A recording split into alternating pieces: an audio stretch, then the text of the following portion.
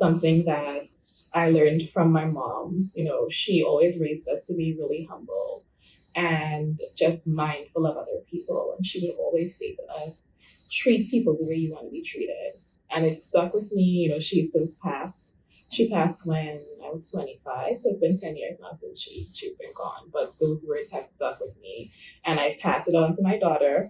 Even when she has issues in school, I'm like, please, treat people how you'd like to be treated.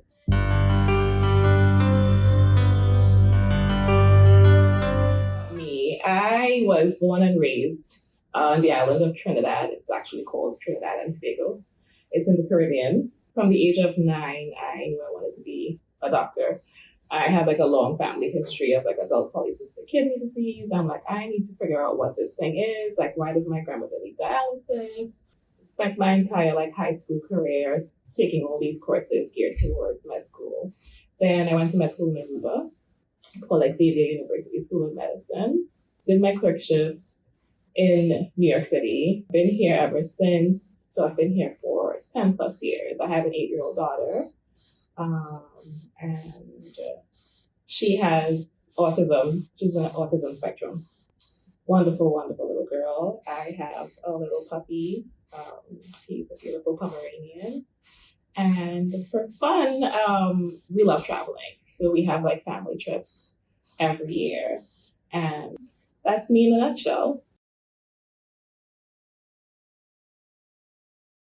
I'm an avid reader, so I found myself actually reading a lot lately about oppressive times in different cultures. I'm currently reading, it's called Black Boy by Richard Wright. He was, because he's since passed, a huge author in the Black community, African-American male, who spoke about his experience as a Black man in Southern America in the 20s and 30s, which was a difficult time for the population.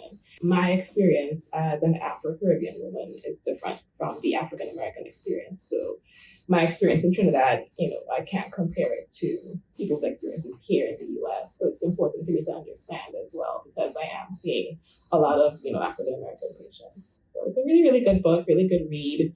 I'm sobbing and crying on the plane at times when I'm reading certain parts of it. But yeah, so that's what I'm reading right now.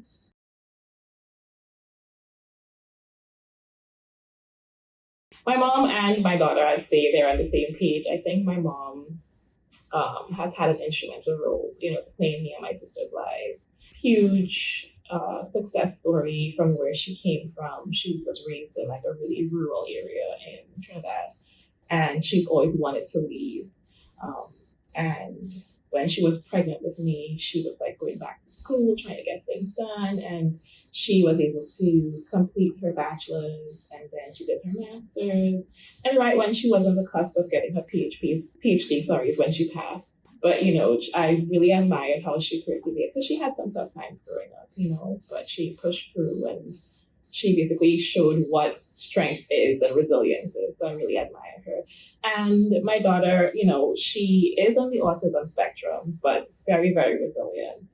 And I'm very, very proud of her. And I could only imagine what it's like living or seeing the world through her eyes. It could be really difficult for her. And she still manages to push through, and I really admire her for that.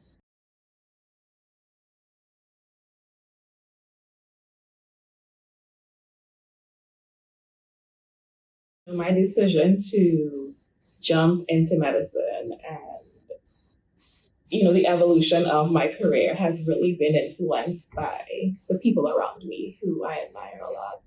And not just the loved ones, but also even my patients as well. So I started off with wanting to just be a regular internist because of the family history of adult polycystic kidney disease. And that quickly changed during med school. I was doing my clerkships and stuff, and I did my psychiatry clerkship. And I'll never forget that one patient that I had. She was 19, bipolar disorder, her first episode of being manic. And we actually got her, she came in with, I think the ambulance brought her in because she had packed a U-Haul and was actually going to move to California because she thought she was going to rap with Drake. It was a really interesting story. So thankfully we were able to see her and medicate her, and within a week just seeing that drastic change, I think it really did stick with me that psychiatry is something that I was really interested in and I wanted to pursue. So then I did that for residency, and I loved every moment of it.